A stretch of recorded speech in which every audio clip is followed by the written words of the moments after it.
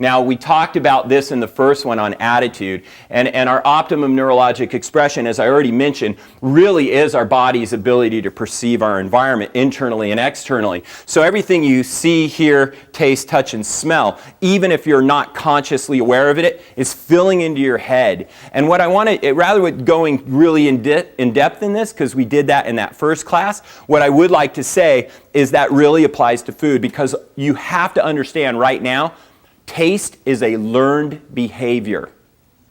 That I don't like veggies or I love veggies, you learned that.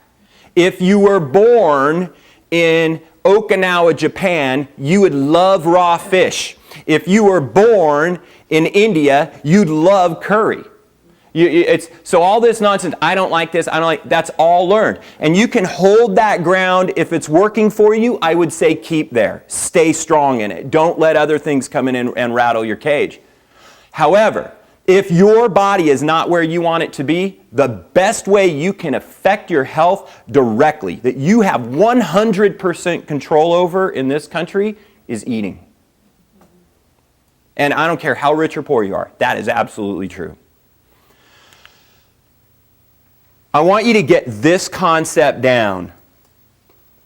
You are constantly creating new cells. Constantly. Different ones at different rates, but constantly creating new cells. All the way to the day God checks you off this planet. Okay? So here's the deal. If the new cell is better than the previous cell, we call that regeneration. If the new cell is worse than the previous cell, we call that degeneration. It's literally that simple. It isn't time. It isn't age. It isn't your calendar. It isn't Democrats or Republicans. It's whether or not you're creating better cells or worse cells. And the truth of the matter is, it varies. For all of us, right? We're getting bombarded by things we talked about in the toxicity class. And to tell the truth, we don't always eat perfect, right? There must be some reason God invented cocoa. You know, and beer, and wine.